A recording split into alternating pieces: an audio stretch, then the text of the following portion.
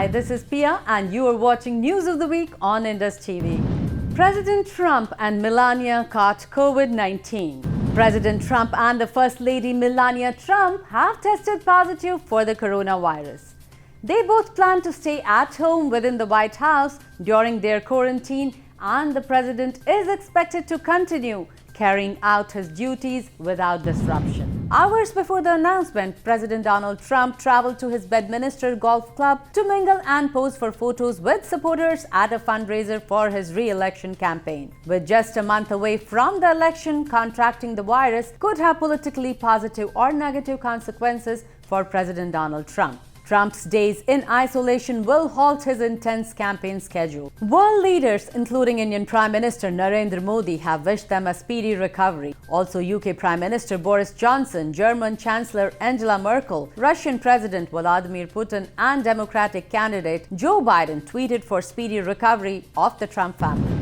Stock market and oil plunge. US stocks fell after news of the president testing positive for COVID-19. The Dow Jones Industrial Average last traded down 120 points or 0.5% after dropping 430 points at the open. The S&P 500 fell 0.6% while the Nasdaq Composite declined 0.9%. Shares of stocks tied to the economy reopening fell as the news highlighted the risk of a second wave of the coronavirus. It looks like the oil market is taking COVID the hardest of all of the asset classes out there. Crude oil prices took a nosedive today after President Donald Trump tweeted late last night about testing positive for COVID-19. Brent crude slipped below $40 in Asian and European trading, and West Texas Intermediate stayed below $38 a barrel after falling earlier this week. Presidential debates. First debate between Trump and Biden was marked by frequent interruptions, personal insults, and a bit chaotic. Social media was abuzz with reactions to Tuesday night's political debate, and data suggests that Americans weren't too impressed. Vice presidential candidates Mike Pence and Kamala Harris will face off against each other in Salt Lake City coming week for campaign 2020. Hathras political focus of a shameful act. 2 weeks after she was allegedly gang raped and tortured in Uttar Pradesh, Hathras, a 20-year-old woman succumbed to her injuries in Delhi's Safdarjung Hospital on September 29.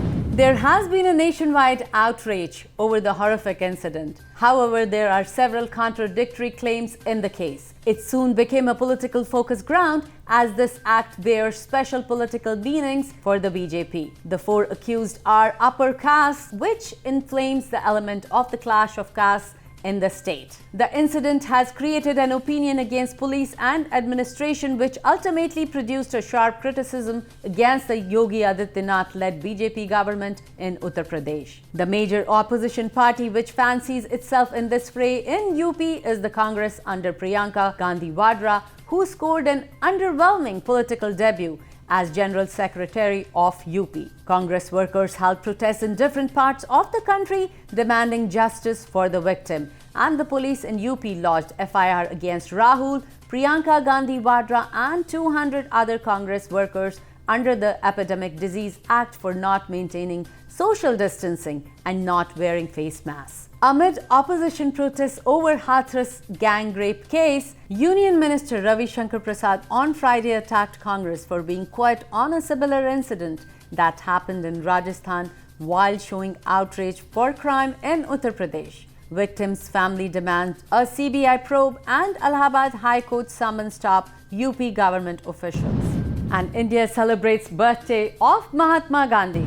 Mahatma Gandhi, also lovingly called Bapu, was one of the bravest freedom fighters of India. His non-violent measures and sheer dedication to free India led to India's independence. He envisioned an Atmanirbhar Bharat where every village is self-reliant, Prime Minister Narendra Modi said as he paid tribute to the father of the nation today. He also paid tribute to national icon Lal Bahadur Shastri on his birth anniversary. Special celebrations happened at Council General in New York and in various US locations. 4 new New Jersey tax hikes. It's not just the millionaires, but just about everybody in New Jersey who will have to dig for more money in their pockets as 4 tax hikes went into effect this week.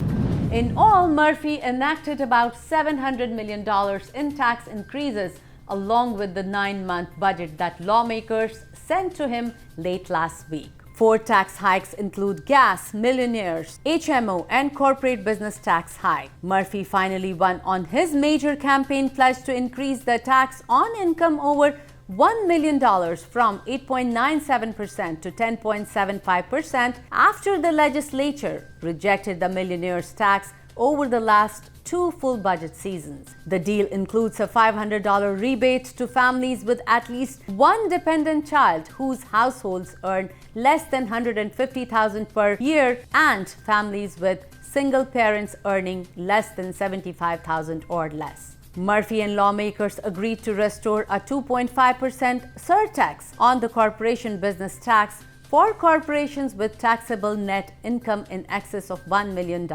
This plan increased the current annual assessment on net written premiums of HMOs from 3 to 5%. And some economy updates. House passed $2.2 trillion Democratic coronavirus stimulus plan. The House Democrats' revised stimulus bill would restore some popular programs that were devised to help families affected with the coronavirus pandemic. Main among them is $1,200 per adult stimulus check targeted to middle and low-income families. 660,000 jobs added in the month of September. The Labor Department said in its monthly assessment that a total of 661,000 jobs were added for the month and the unemployment rate declined by a half point to 7.9%. Even with the gains, the U.S. economy has not yet come close to recovering the 22 million jobs that were lost in March and April at the onset of COVID-19. In fact, fewer than 11 million of those jobs have returned by August. And that's it from the News of the Week. This is Pia signing off.